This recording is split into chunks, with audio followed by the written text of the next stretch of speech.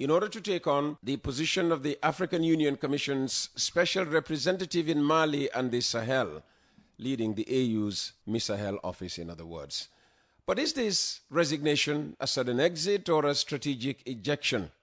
Well, retired Lieutenant Colonel Shirif Samsudin Sarr served as the Gambia's deputy permanent representative to the UN under Dr. Tangara from 2015 to the fall of the Jammeh dictatorship in early 2017.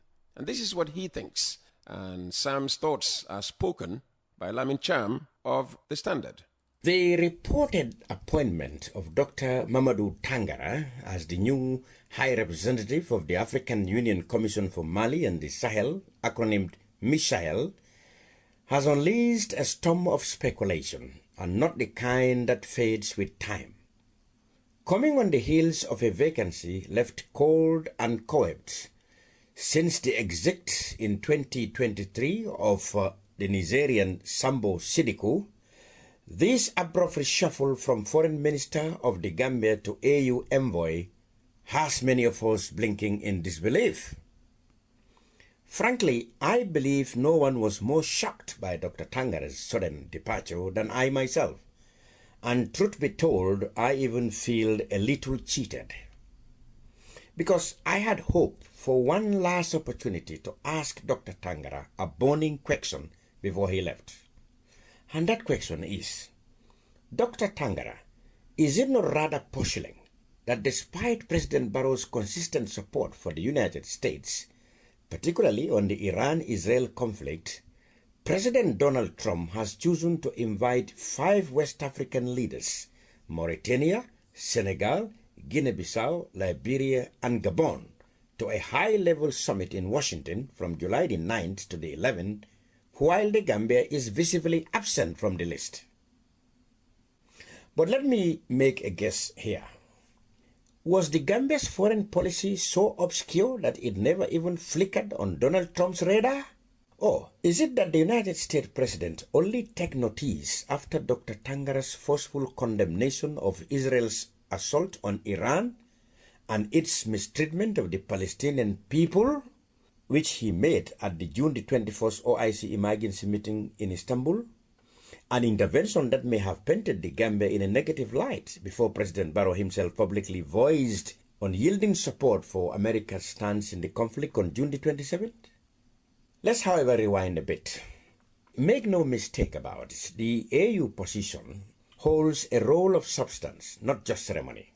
The role was established on December the 20th, 2012 under the UN Security Council Resolution 2085, crafted to bring stability to one of the world's most volatile regions. But since then, only 2 men have held the position. The late Pierre Buyoya, the towering Burundian statesman and former president, and Niger's Mamang Sambo Sidikou, a multilateralist par excellence with decades of global experience from the UN to ECOWAS. In comparison, Dr. Tangara's resume, though polished, feels provincial. His entire career has unfolded within the corridors of the Gambia's foreign service, from his days under Yahya Jammeh to his 8-year tenure as President Barrow's foreign minister. Is this admirable? Well, yes, certainly, but not exceptional.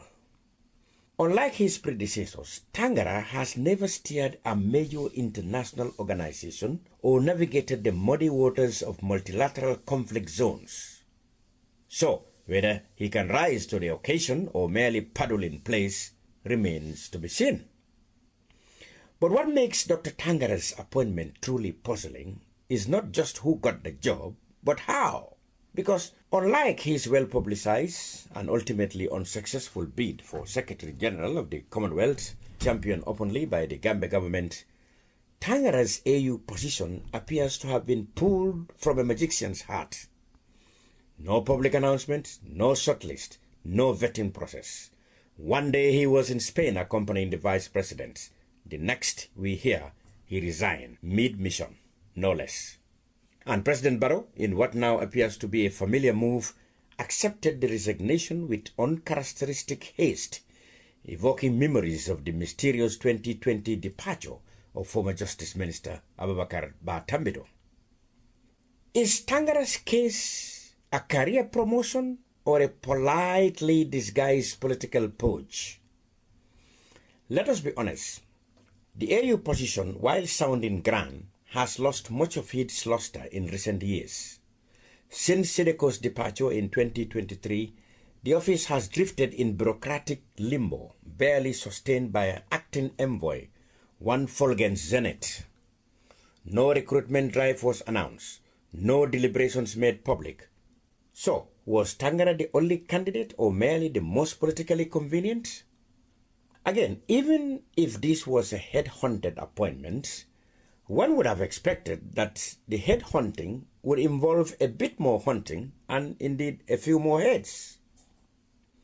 But the key question is whether Dr. Tangara comes equipped with the skills and grit for the job.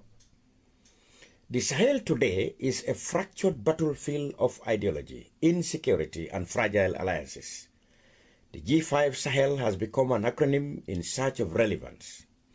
Burkina Faso, Mali, and Niger have broken away from ECOWAS, forming their own military alliance and slamming the door on regional diplomacy. The African Union's peace architecture is therefore under visible strain. This is not the arena for half measures of softly spoken diplomacy. So, does Dr. Tangara, armed primarily with bilateral experience and a stockpile of generic speeches, possess the courage, creativity, and clout to navigate this scorching terrain? You see, during his time as foreign minister, the Gambia's foreign policy often seemed reactive, muted, and eccentrically detached. As chair of the Organization of the Islamic Conference, OIC, we remained definitely silent during the Israel-Iran 12-day war. On June the 20th, 2025, while the UN Security Council met to deliberate on the Middle East crisis, Dr. Tangara was instead seen in New York City delivering remarks on Gambia's 2016 political transition, a side event whose relevance frankly escapes me. Was that speech a stepping stone to his new AU post? If Dr. Tangara brings with him bold plans to mediate between ECOWAS and the estranged Sahel trio, we may indeed see fireworks of a spectacular kind. But if he arrives in Bamako with nothing more than old UN talking points and carefully memorized platitudes, his tenure may be short and forgettable. Because even Senegal's President Bassirou Diomaye Faye, young, bold, and brimming with revolutionary fervor, tried engaging the Sahel alliance and came away empty-handed. The terrain is unforgiving and the politics unforgiving. Tangara will need more than protocol and posture to survive there. To compound this confusion, the entire process surrounding his appointment has been shrouded in secrecy. Neither Dr. Tangara nor the Gambia government has offered a timeline for his application or confirmation.